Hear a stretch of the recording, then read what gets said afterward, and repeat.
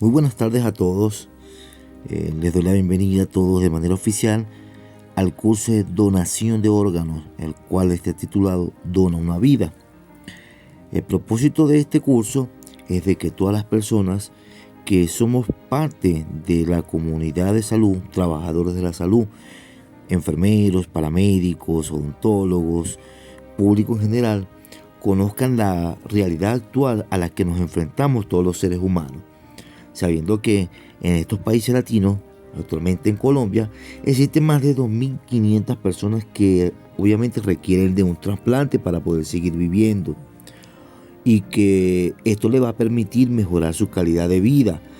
Entonces, esto permite, este curso, que todos conozcamos esta realidad, y por ende hice la invitación a todos para que participaran, y obviamente les doy la bienvenida. Para quienes no me conocen, mi nombre es James Atacho, soy docente del área de la salud, coordinador docente de la institución Corporación Educativa CIES, de la cual nos ha permitido brindar esta información de manera gratuita a todos ustedes. Sean todos bienvenidos a Dona una Vida.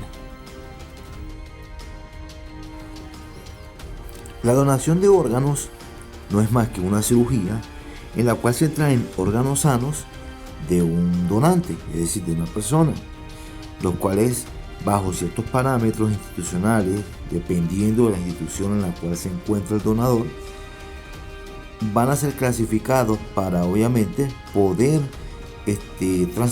trasplantarlo a aquella persona que lo necesita. Como hemos dicho anteriormente, existen millones de personas que actualmente a nivel mundial esperan para prolongar su vida, mantener su supervivencia por medio de un órgano, que puede ser de un donante vivo o un donante cadáver. Ya lo vamos a ver más adelante. Como se dijo anteriormente, la donación de órganos y tejidos es simplemente eso: tomar órganos y tejidos de una persona para luego ser trasplantado hacia otra. En numerosas literaturas, muchos especialistas dicen que los órganos de una sola persona pueden salvar más de 50 vidas, y por ende son muchos los órganos que pueden extraerse. Entre ellos tenemos los riñones, corazón, hígado, páncreas, pulmones, incluso piel, huesos, médula ósea. Y en otros pacientes también se puede extraer las córneas, entre muchos. Como se dijo anteriormente, la donación de órganos y tejidos es simplemente eso: tomar órganos y tejidos de una persona para luego ser trasplantado hacia otra. En numerosas literaturas, muchos especialistas dicen que los órganos de una sola persona pueden salvar más de 50 vidas, y por ende son muchos los órganos que pueden extraerse.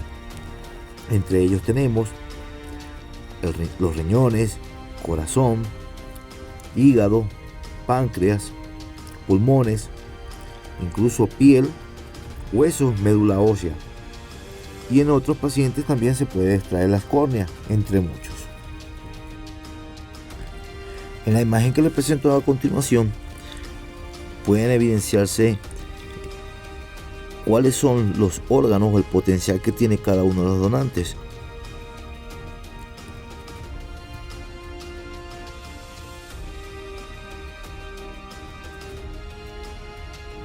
Nos toca ver la gestión operativa que ocurre tras cada donación de órganos. Esta gestión operativa inicia en cualquier institución hospitalaria o clínica en donde se detecta un posible donante. Obviamente va a haber una notificación por parte de la persona que ha detectado el posible donante. Una vez que se ha hecho la detección y la notificación, se valida y se valora de manera adecuada al paciente, sea paciente vivo o paciente cadáver. Una vez que esto se ha iniciado, se hace el diagnóstico de la muerte encefálica del paciente, si es un donante cadáver. Posteriormente se inicia el mantenimiento del donante, es decir, de que los órganos deben preservarse para que dé el tiempo y la oportunidad a la familia del donante permitir la extracción del mismo si no existe algún documento firmado por el donante previamente antes de su fallecimiento que desea ser donante posterior a su muerte, pues. Ya una vez establecido esto, entonces comienza la logística de poder llevar al paciente al quirófano de manera normal, como a todo paciente que se lleva a un acto de cirugía bajo las mismas condiciones, hasta que el órgano pueda ser preservado y llevado hasta el destino final, que es la instalación o inserción dentro del paciente que lo amerita. Siempre para hablar sobre la donación y trasplante de órganos debemos tener en cuenta el término de la muerte encefálica. La muerte encefálica, también conocida como muerte cerebral para otros o muerte según criterio neurológico, no es asociar la muerte del paciente con una muerte del cerebro, es decir, que es el cese irreversible y total del cerebro, de la función cerebral. Aunque parezca triste, esta situación abre una puerta de esperanza a muchos pacientes que antes consideraban como ya término total de su vida, pueden tener la oportunidad de poderse vivir ofreciéndole en algunas oportunidades el trasplante de estos pacientes. También es importante decir o aclarar que todos los pacientes que son candidatos a donantes son aquellos que sufren este tipo de muerte, una muerte encefálica, y siempre va a ser diagnosticada en una unidad de cuidados intensivos, que es el lugar donde se van a colocar cierto tipo de fármacos como fármacos vasoactivos, drogas vasoactivas que son dopamina, dobutamina, noradrenalina.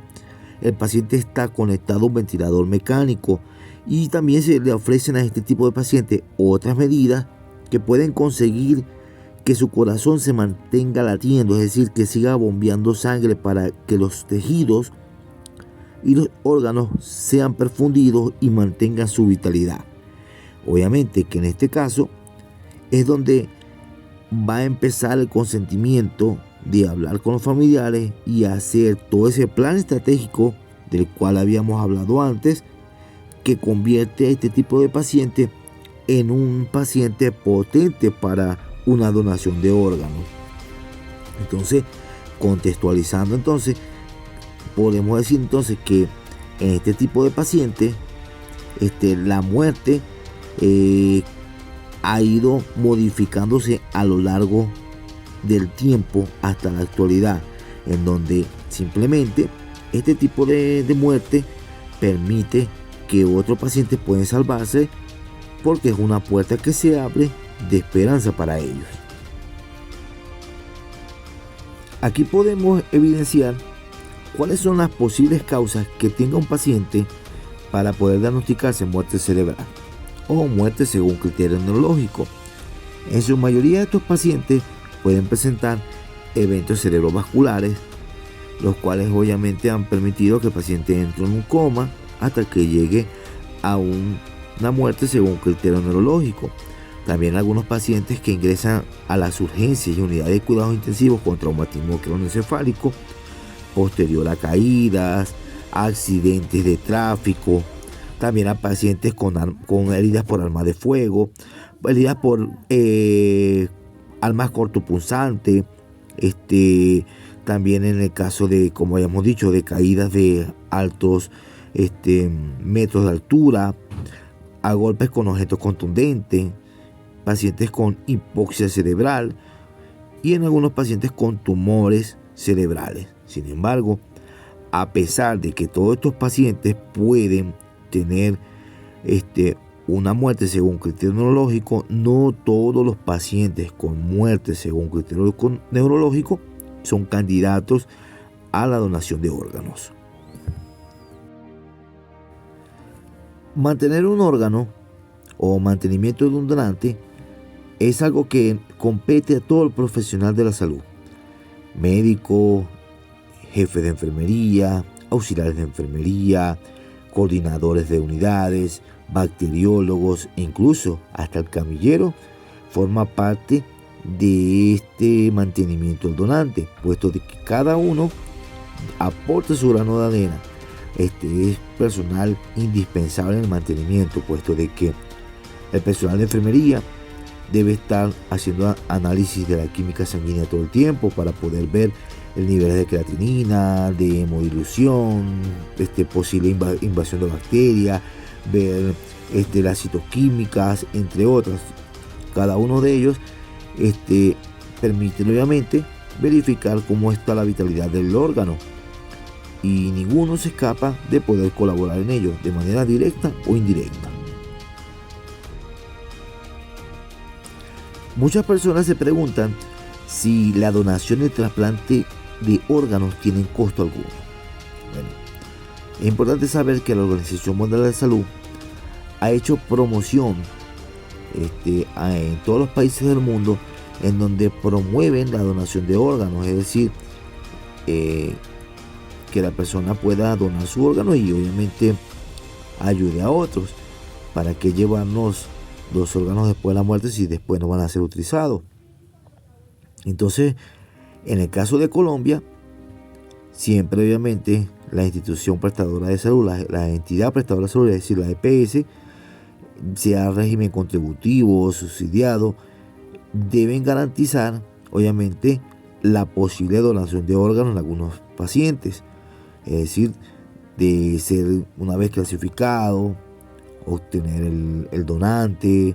Es decir, hay un proceso en el cual está una lista de espera, porque recordemos que no todos los donantes son compatibles, no todos los tipos de sangre son igual y las condiciones no son iguales para todas. Entonces, sabemos esto, podemos saber entonces que todos tienen derecho a recibir una donación y no tiene costo alguno, y que obviamente no debe estar clasificado o restringido por sexo, religión o la condición económica y política. En el año 2016 se establece la ley 1805. Esta ley tiene como objeto ampliar la presunción legal de donación de componentes anatómicos, es decir, de cualquier órgano, con fines de trasplante u otros usos terapéuticos. ¿Qué quiere decir esto? Que se debe tener una manifestación de oposición a la presunción legal de donación, es decir, que toda persona puede oponerse a la presunción legal de donación expresando su voluntad de no ser donante de órganos y tejidos, mediante un documento que debe estar por escrito, que debe autenticarse ante un notario público y radicarse ante el Instituto Nacional de Salud. En muchos países se considera que todo paciente que no tenga este tipo de documento notariado es un paciente potente para ser donante. Por ende, si el paciente en vida no lo realizó, sabemos que posterior a la muerte nunca se opuso a que sus órganos fueran extraídos para ser donados. Existen múltiples mitos sobre la donación de órganos. Entre ellos están que los sentimientos se van con las personas que reciben el órgano. También existe el mito de que pueden comprarse órganos. Sabemos que existe el mercado negro, pero de manera legal eso no es permitido. Que los órganos van a deformar a la persona que lo recibió o al cadáver. También obviamente que en algunas instituciones le dan finalidad a la vida de un paciente para ser donante, entre otras, ¿no? O que un menor de edad no puede participar en la donación de órganos. No, existen muchos mitos, pero solo son esos, mitos, ya que toda persona puede recibir un órgano, toda persona puede donar también, siempre y cuando se cumplan las condiciones y la patología lo permita. Es decir, la patología por la que tuvo una muerte que conllevó a ser un posible donante. Algo que también debemos tener en cuenta es de que el trasplante es considerado para cualquier persona en el mundo, puesto de que es establecido según sentencia de la Corte Internacional de Derechos Humanos, en donde esta corte protege los derechos fundamentales nacionales y extranjeros en cualquier país del mundo, sean residentes o no, que puedan recibir un órgano. Lo que quiere decir de que un órgano puede viajar de un país a otro, o el donante también. Se explica de otra manera. Ejemplo, un paciente llega a un país y estando en ese país necesita que para poder sobrevivir recibir un órgano donado. A pesar de que el paciente no es nacional, puede recibirlo.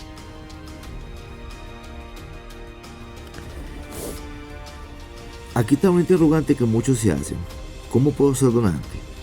En cualquier país del mundo existe un número al cual una persona puede llamar y obviamente pedir información cómo ser donante. Ya una vez que se ha tomado la decisión, se procede a dejar todo por escrito, a contarle a familiares y amigos y a pedirles que respeten la decisión para cuando el momento llegue. Muchas personas lo hacen estando completamente sanas y otras cuando existe la posibilidad de que pueda fallecer por algún tipo de enfermedad que permita ser donante. Tal como dice este mensaje, que dice: no te lleves los órganos al cielo, los necesitamos aquí en la tierra. Recordemos que, como dice la Biblia, polvo serás y en polvo te convertirás. Los órganos no se van al cielo y obviamente aquí podemos ayudar a otras personas. Todos podemos ser donantes. Así que pueden ir pensando si en algún momento cualquiera desea ser donante, o si escucha que un familiar fue donante, respeta la decisión del mismo. Así concluimos el curso de la tarde de hoy. Es un curso que todos debemos conocer sobre la donación de trasplante de órganos, qué es, cuál es el proceso de enfoque que se debe tener al momento de donación de órganos, cuáles son los mitos que se tienen.